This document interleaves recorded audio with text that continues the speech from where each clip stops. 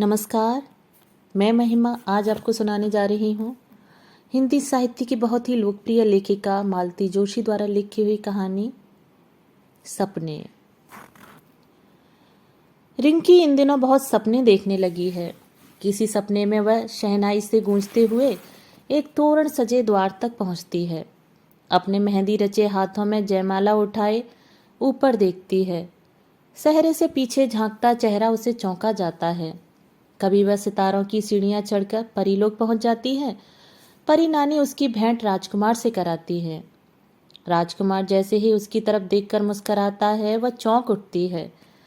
कभी वह सपने में तीज का व्रत रख लेती है। दिन भर निराहार रहने के बाद रात को धूमधाम से शिव पार्वती का पूजन करती है। उसकी सेवा से प्रसन्न होकर गौरा महादेवी एकदम प्रकट होकर कहती हैं, मन जाहे राचे सु मिलियों सो बर सहज सुंदर सांवरो। लेकिन मैया वह सांवरा नहीं है, वह कहती है और अपने कहे हुए पर खुद ही लज्जित हो जाती है। दीपक अंकल क्यों उसके हर सपने में चले आते हैं और उसे चौंका जाते हैं। रिंकी उस दहलीज पर खड़ी थी जहां से लड़कियां सपने देखना शुरू करती हैं। इस मोड़ पर आकर उसने पहली शादी देखी है नीलू मौसी की, और तब से दूल्हे का बांका सजीला रूप उसकी आंखों में बस गया है। यूं शादियां तो उसने पहले भी बहुत देखी हैं। इतना बड़ा परिवार है, साल में एक आध शादी तो निकल ही आती है। पापा चाहे जाएं न जाएं, मम्मी को तो हर शादी में शिरकत करनी ही है। और मम्मी की छाया बनी रिंकी हर बार साथ में होती ही है। पहले वह मम्मी के बिना रह नहीं पाती थी और अब मम्मी उसे घर में अकेला नहीं छोड़ती। बचपन में इन शादियों का मतलब होता था नए कपड़े, स्कूल से छुट्टी, रेलगाड़ी का सफ़र और नई नई सहेलियाँ। उसके बाद आई एक उम्र जब उसे सिर्फ दुल्हन में दिलचस्पी होती थी। नई नकोर बनारसी साड़ी में लिपटी, गहनों से लदी फदी, लाज की गठरी बनी हुई, उसके लिए ईर्ष्या और कौतूहल का विषय होती थी। ताजी रची मेहंदी की, उबटन की, कच्ची हल्दी की सुगंध उसे मोहविष्ट कर देती। अच्छी खासी जानी पहचानी सूरत भी उसे नई सी लग उठती। उन दिनों उसका प्रयास बस यही होता कि वह बस दुल्हन से चिपकी रहे। इस बात पर उसने कई बार पंडित पुरोहित की झिड़की भी खाई है, फोटोग्राफर की अवमानना भी सही है, पर वह हर कीमत पर दुल्हन का सामीप्य सुख लूटने को तत्पर रहती। उस उत्सव मूर्ति के पास बैठकर वह स्वयं भी जैसे महत्वपूर्ण हो जाती। लाज का घूंघट दुल्हन यदि एक आध बार दूल्हे को देख लेती या दूल्हा शरारतन दुल्हन की उंगली चुपके से दबा देता तो वह ऐसे आह्लादित हो उठती जैसे कोई रहस्य पा लिया हो। मंडप में बैठी और लड़कियों तक जब तक यह बात पहुंच नहीं जाती उसके मन में सुखबुगाहट होती रहती। सुनने के बाद सहेलियां उसे ऐसी ईर्ष्या भरी नजरों से देखती कि वह फूलकर कुप्पा हो जाती। अब वह बचकानी चीज पीछे छूट चुकी है। नीलू मौसी की शादी में उसने पहली बार जाना कि दूल्हा भी देखने लायक चीज होता है। इस बार दुल्हन से चिपके रहने का जिम्मा रिश्ते की दूसरी लड़कियों ने ले लिया था। वह तो औरतों की भीड़ में खड़ी निर्निमेष जयमाला की रस्म देखती रही। दूल्हे का सजीला रूप उसकी आंखों को बांध गया था। उसके पास भी चर्चा हो रही थी। निर्मला मौसी कह रही थी, भैया ठीक ही कह रहे थे। क्या कह रहे थे? कि ऐसा सुंदर लड़का ढूंढा है जैसा आज तक बिरादरी में किसी के दरवाजे ना आया हो। अपनी नीलू भी तो चांद का टुकड़ा है। होगी, पर लड़के के सामने कुछ नहीं है। शर्मा आंटी ने कहा तो मम्मी और बिमला मौसी मुंह बिचकाकर चुप हो गईं। लो, अब इसमें बुरा मानने की क्या बात थी? शर्मा आंटी ठीक ही तो कह रही थी। नीलू मौसी अपने में ऐसी क्या है? 90 रुपए का मेकअप करवा के आई हैं, ऐसे तो कोई भी सुंदर लग सकता है। बेटी जरा रास्ते से हटो तो, किसी ने कहा और वह चौंक पड़ी। जयमाला कार्यक्रम संपन्न हो चुका था और दूल्हा दुल्हन अपने अपने सिंहासन नुमा कुर्सियों पर विराज चुके थे। मेहमान भी बैठते जा रहे थे और उन्हें अब शरबत दिया जा रहा था। जा तो मौसा और मौसी को ठंडा दे आ, मम्मी ने उसके हाथ में खूबसूरत ट्रे पकड़ाते हुए कहा तो वह हुलस उठी। किसी तरह अपनी साड़ी संभालते हुए वह उन तक पहुंची। बड़ी अदा से ट्रे सामने करते हुए उसने कहा, लीजिए। दूल्हे राजा उसे देखते ही रह गए। भाई नीलू, हमें तो बताया गया था कि हमारी कोई छोटी साली साहिबा है ही नहीं। यह साली नहीं है आपकी, मेरी बहन की बिटिया है रिंकी। साड़ी पहन ली है ना आज, इसलिए बड़ी सी लग रही है। रिंकी को इतना ताव आया। अजीब है ये नीलू मौसी भी, अभी अभी शादी हुई है और चपड़ चपड़ किए जा रही हैं। 5 मिनट चुप नहीं बैठ सकती। अभी सबके सामने मैं इन्हें पप्पी मौसी कह दूं तो। हेलो रिंकी, मेरा नाम सुप्रिया है, उसने शुष्क लहजे में कहा। सुप्रिया?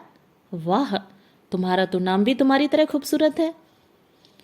इतनी प्यारी बात का वह भरपूर आनंद भी न ले पाई कि उपहार देने वालों का एक रेला सा उस पर टूट पड़ा।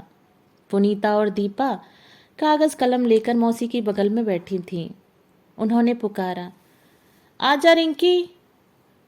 उसने सुनकर भी अनसुना कर दिया। दुल्हन के पास बैठने का लालच है ना, चली हैं मुंशीगिरी करने। अपने पास ऐसे फालतू कामों के लिए समय नहीं है। फेरों का कार्यक्रम बहुत जल्दी निपट गया था। फिर खाने का दौर शुरू हुआ। इस बीच सब लोग कपड़े बदल कर आ गए थे। उसने मम्मी की मोरपंखी बनारसी साड़ी पहननी चाहिए थी, पर मम्मी ने डपट दिया था। अब पहन तो ली कितनी देर, अब अपने सलवार कमीज पहनो। खाते समय साड़ी संभालोगी या प्लेटें? कुछ गिराए बिना तो तुम कभी खा नहीं सकती।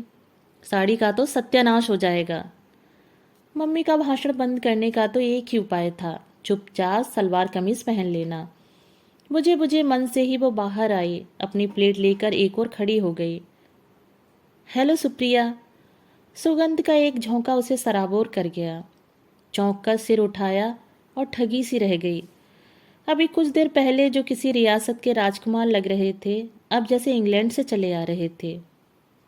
इतनी जल्दी भूल गई? नहीं तो, उसने शर्माकर कहा। पर अभी तो आपको जोधपुरी स्टाइल में साफा बांधे देखा था ना, इसी से। अरे भाई, जब शादी की है तो इतनी सजा तो भुगतनी पड़ेगी ना। थोड़ी देर को तो कार्टून बनना ही पड़ता है। नहीं, उसने शर्मीले अंदाज में कहा। बल्कि मुझे तो आप उस ड्रेस में ज्यादा अच्छे लग रहे थे, एकदम राजकुमारों जैसे। सच? उन्होंने आंखें नचाकर कहा। तब तो मुझे बड़ा अफसोस हो रहा है कि राजकुमार बनने का यह मौका बार बार नहीं आएगा। क्यों? सरकार बड़ी दुष्ट है ना, अपनी एक से ज्यादा शादियां नहीं करने देती। तभी उनके दोस्तों का एक हुजूम वहां आ गया। खूबसूरत साली से अकेले अकेले बातें कर रहे हो, हमसे नहीं मिलवाओगे? वह शर्मा कर वहां से खिसक गई, पर उसने देख लिया कि रेखा, पुनीता, दीपा, अन्नू उसे सब घूरे जा रही हैं। ईर्षा से जल मरी होंगी सबकी सब। दूल्हे राजा से इतनी देर बातें करने का सौभाग्य हर किसी को नसीब थोड़ी ही होता है। दूसरे दिन विदा के समय जब लोग टप्पर टप्पर रोए जा रहे थे, रिंकी हैरान थी कि औरों का तो ठीक है, पर नीलू मौसी को क्या हुआ है? इतना राजकुमार का सा तो दूल्हा मिला है, भला इतना अच्छा दूल्हा पाकर भी कोई रोता है? अच्छा सुप्रिया, फिर मिलेंगे। चलते समय अंकल ने हाथ हिलाते हुए कहा था तो वो खुशी से खिल उठती थी। इतनी के बाद में मम्मी ने डांट लगाई थी। रोना ना आए तो ना सही, पर विदा के समय इस तरह दांत निपोड़ना अच्छा लगता है? रिंकी तब से ही सपने देखने लगी है। उसका हर सपना एक ही बिंदु पर जाकर समाप्त होता है। उसकी सारी संवेदनाएं अंत में एक ही व्यक्ति से जाकर जुड़ जाती हैं, और वो व्यक्ति, वह बिंदु है दीपक अंकल। हर सपना देखने के बाद वो चौंक जाती है, शर्म से भर उठती है। कल सुबह झेलम से तेरी नीलू मौसी आ रही हैं? सच? रिंकी एकदम किलक उठी। बस्ता फेंककर माँ से लिपटते हुए उसने पूछा, अंकल भी आएंगे? हाँ, और साथ में छोटी गुड़िया भी। अरे हाँ, गुड़िया की बात तो रिंकी भूल ही गई थी। दिन भर बड़ी बेचैनी से कटा। रात ठीक से नींद भी नहीं आई। देर से सोने के बावजूद वह 6 बजे उठा दी गई, पर उसने स्कूल गोल कर दिया और स्टेशन जाने के लिए तैयार हो गई। लंबी प्रतीक्षा के बाद ट्रेन आई और पल भर में उसकी उत्सुकता निराशा में बदल गई। वो लेने आई थी सजीले बाकी राजकुमार को, पर ट्रेन से जो उतरा वो दुनियादार किस्म का साधारण सा आदमी था। अंकल कैसे लगने लगे हैं मम्मी? मौका मिलते ही उसने फुसफुसाकर कह दिया। कैसे क्या? अच्छे तो हैं। 22 घंटे का सफ़र तय करके आ रहे हैं बेचारे। उससे क्या फ़र्क पड़ता है? रिंकी ने सोचा। थकी मादी तो नीलू मौसी भी हैं, पर वह तो ताजे गुलाब की सी खिली लग रही हैं। अंकल के चेहरे पर जो कशिश थी वह कहाँ चली गई, या कि वह बात कभी थी ही नहीं, मात्र मेरा भ्रम था। मम्मी तो नीलू मौसी और गुड़िया को लेकर व्यस्त हो गई। अंकल के मनोरंजन का भार आ पड़ा रिंकी पर। पापा ने तो पहले ही स्पष्ट कर दिया था, देखो 8 दिन की छुट्टी लेकर मैं घर बैठने से रहा, संडे को कहोगी तो घुमा लाऊंगा।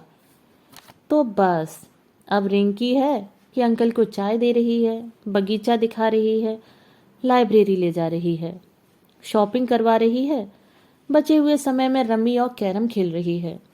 इस सेवा के एवज में अंकल ने उसे साइकिल और शतरंज सिखाने का वादा किया है, और वे उसे निभा भी रहे हैं। शुरू शुरू में तो सारा कार्यक्रम बहुत अच्छा लगा था, पर शीघ्र ही उसे ऊब सी होने लगी है। एक अनाम दहशत सी उसके मन में भर गई। उसे लगा कि अंकल ज़रूरत से ज़्यादा ही बेतकल्लुफ़ होते जा रहे हैं। चाय की प्याली लेते हुए वे अक्सर ही उसकी उंगलियां मरोड़ देते हैं। साइकिल चलाना सिखाते हुए कुछ ज़्यादा ही आज़ादी ले रहे हैं। जानते हैं कि अब वह रिंकी नहीं रही, सुप्रिया है। फिर भी बात बात पर गाल मसल देना या पीठ पर धौल जमाना उनकी आदत में शुमार हो गया था। उस दिन पिक्चर हॉल में तो हद ही हो गई।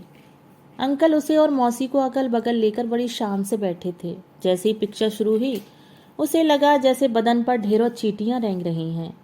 इंटरवल तक तो उसने किसी तरह जब्त किया।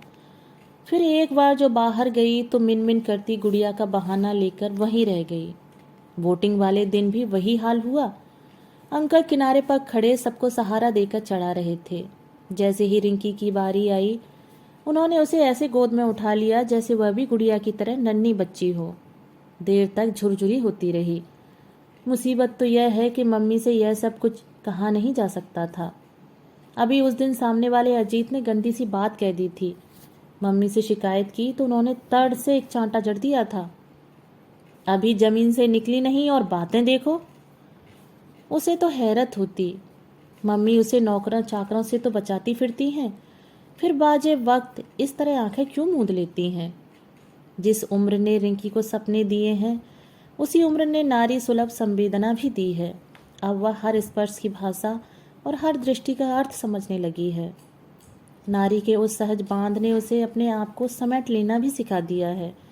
मेहमानों के आगमन की खुशी कपूर की तरह उड़ गई थी। अब तो वह बेजारी से उनके जाने की प्रतीक्षा करने लगी। वह बेजारी उसके व्यवहार में भी परिलक्षित होने लगी। रिंकी, अंकल लूडो खेलने के लिए बुला रहे हैं। मौसी, हम होमवर्क कर लें?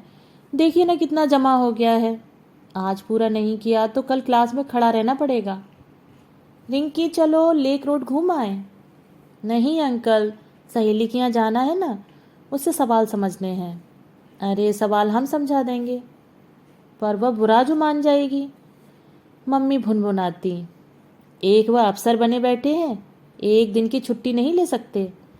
इधर ये महारानी पढ़ाई का रौब जता रही हैं, नहीं तो 8-8 दिन तक किताब छूती भी नहीं है। मेहमानों के सामने पढ़ाई का नाटक हो रहा है। इनके यहाँ आने वाला क्या करे, दीवार से सिर फोड़ ले। जिस दिन उन लोगों को जाना था वह जानबूझकर देर से लौटी। घर में पांव देते ही देखा सब लोग तैयार खड़े हैं, बस उसी की प्रतीक्षा हो रही थी। मम्मी ने आते ही आड़े हाथों लिया। कहाँ रह गई थी? पता नहीं था मौसी लोग आज जा रहे हैं। पता था तभी तो कुमुद के यहाँ रुक गई थी, एक कॉपी लेनी थी। इतनी जरूरी थी क्या वह कॉपी? कल नहीं ले सकती थी? बेचारा दीपक तब से 10,000 बार पूछ चुका है। मेरी बला से 1000 बार कहा है स्कूल से सीधे घर आया करो।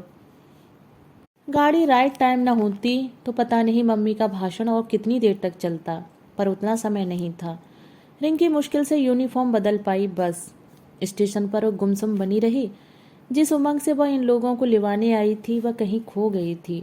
मम्मी ने सोचा कि मौसी लोगों के जाने की वजह से वह उदास हो गई है। मौसी ने समझा सबके सामने डांट खाने से वह आहत हुई है। उन्होंने कहा भी, दीदी अब बिटिया बड़ी हो गई है, उसे यूं बार बार झिड़का मत करो, अच्छा नहीं लगता। मैडम छुट्टियों में आपको आना है हमारे यहाँ, अंकल ने उसकी चोटी खींचते हुए कहा। जाएगी मेरी जूती। ट्रेन आकर चली गई। एक दो स्वप्न बीत गया हो जैसे। सपने रिंकी को अब भी आते हैं। कभी वह निर्जन सड़क पर बस्ता लटकाए जा रही होती है कि पीछे से कोई घोड़ा दौड़ाते हुए आता है, उसे जबरदस्ती घोड़े पर बिठाकर उड़नछू हो जाता है। कभी वह मंदिर में हाथ जोड़े खड़ी होती है कि मूर्ति के पीछे से एक रोएदार हाथ बाहर निकलकर उसकी गर्दन दबोच लेता है। वह छत पर नीम की ठंडी छांव में सोई होती है कि पेड़ से कोई टप से कूदता है और उस पर चढ़ बैठता है। नदी के शांत जल में पैर डाले वह सन्नाटे को पीती होती है कि एक मगरमच्छ झपट्टा मारकर उसका पांव पकड़ लेता है। उसकी चीख पुकार सन्नाटे में अनसुनी रह जाती है और वह पानी में धंसती चली जाती है। और हर बार वह चेहरा अंकल का होता। दोस्तों, अभी आप सुन रहे थे मालती जोशी द्वारा लिखी हुई कहानी सपने। दोस्तों, कहानी आपको कैसी लगी? अपने विचार मुझे कमेंट बॉक्स में साझा कीजिएगा। मिलते हैं एक और नई कहानी के साथ। धन्यवाद।